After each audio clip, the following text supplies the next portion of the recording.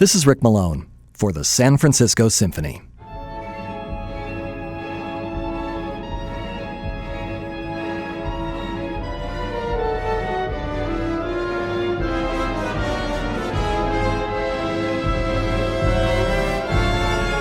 By the time Claude Debussy's La Mer premiered in 1903, Debussy had been at the forefront of modern music for almost 20 years.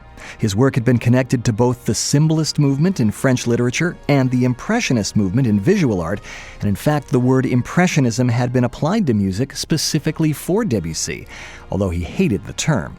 Igor Stravinsky had said that he had learned all he needed to know about where music was going from Debussy's Prelude to the Afternoon of a Faun, and Debussy had already begun to explore what we would now call world music after hearing Giovanni's Gamelan for the first time at the Paris World Exposition in 1899.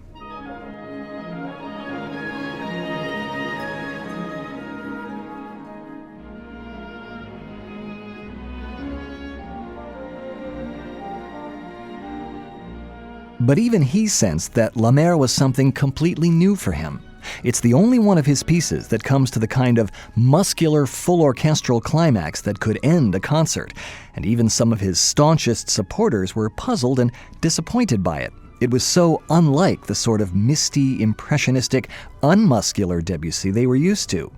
The critic for La Liberté seemed impressed by its clarity and definition, and by what he called the rich wealth of sounds that interprets this vision of the sea with such accuracy and intensity. But then, characteristically French, he offered the backhanded compliment that it almost suggests the possibility that someday we may have an Americanized Debussy. End quote. And Puccini, who always lent a sensitive and sympathetic ear to music more radical than his own, spoke of Debussy's revolt against Debussyism.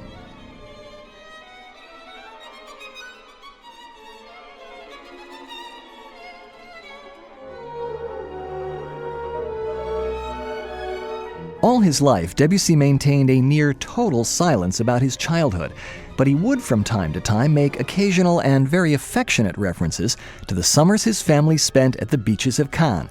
He had always loved the sea, particularly its unpredictability, its ever-changing nature, a quality which is also one of the most important characteristics of his music. At one point in his childhood, his parents decided that he ought to be a sailor, but a neighbor, who had been a pupil of Chopin, discovered his musical gift and set a very different course for him.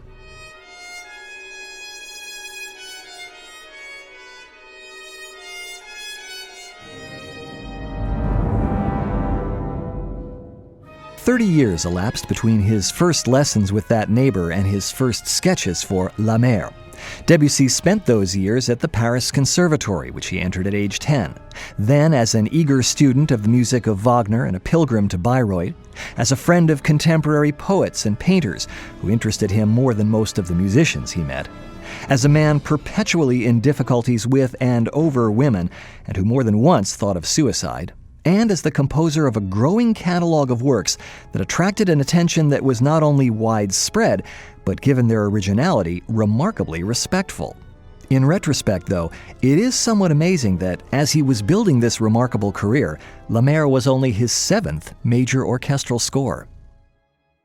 Debussy subtitled La Mer 3 symphonic sketches for orchestra, and the sketches are From Dawn to Noon on the Sea, The Play of the Waves, and Dialogue Between the Wind and the Sea. The first sketch begins in near darkness.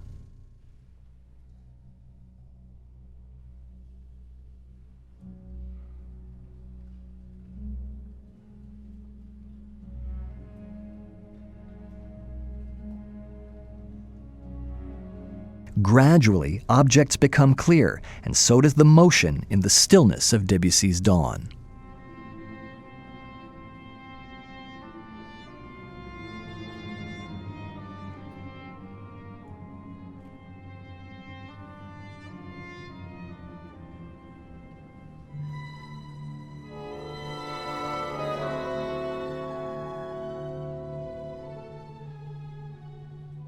We hear fragments of melodies or themes separating themselves from the overall texture, as if bobbing up from the depths, until at last we get a clear sense of motion and rhythmic pattern.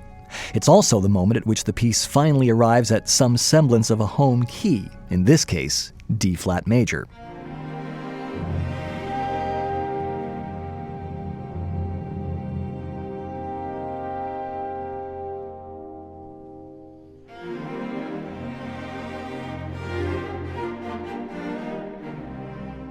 This cello theme is one of Debussy's most evocative, with a pattern of swell and retreat, ebb and flow echoed in the timpani and horns.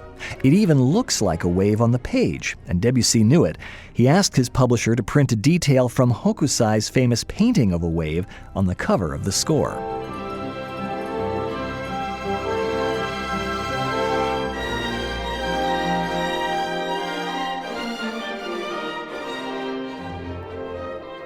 Dawn finally rises, and the picture is complete.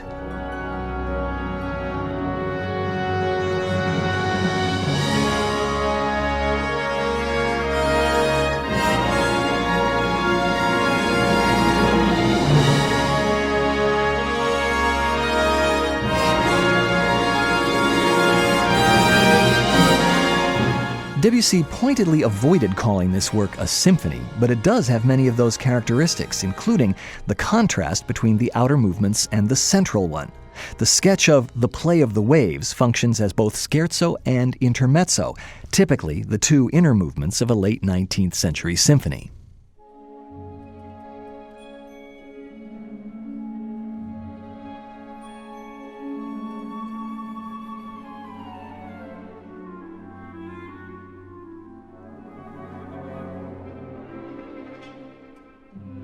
In this almost but not quite a symphony, the middle movement is a lighter and even breezier interlude between the passions, storms, and awesome concentration of the first and third movements.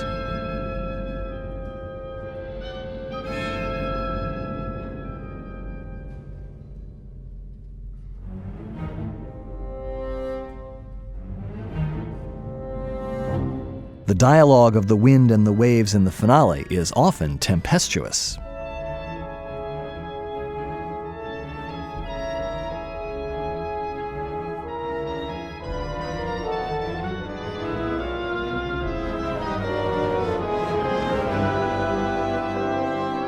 Recalling that Storm at Sea was a favorite theme of composers and visual artists throughout the 18th and 19th centuries.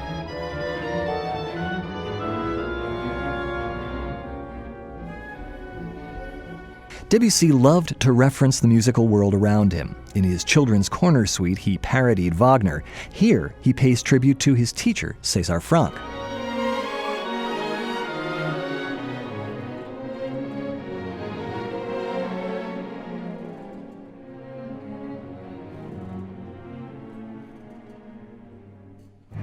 The influence of Lemaire even reached to Hollywood, inspiring scores from John Williams' Jaws to Jerry Goldsmith's work on the first Star Trek film.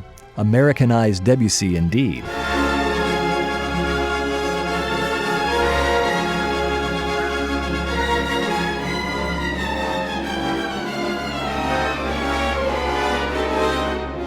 And even though he didn't call the work a symphony, Debussy gives a nod to formal symphonic design by tying the climax of his dialogue to the last bars of the Journey from Dawn to Noon in the first sketch.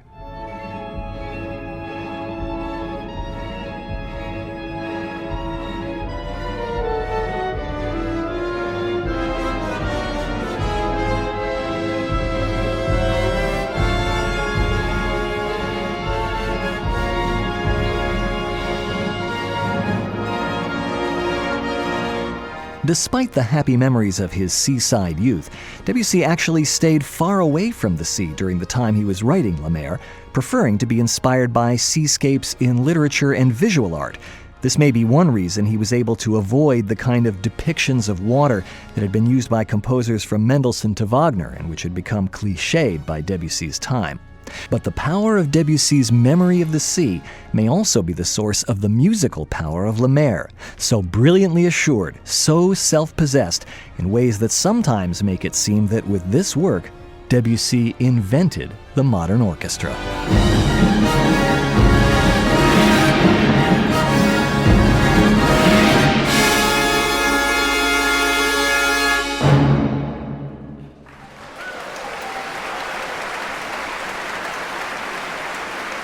This is Rick Malone for the San Francisco Symphony.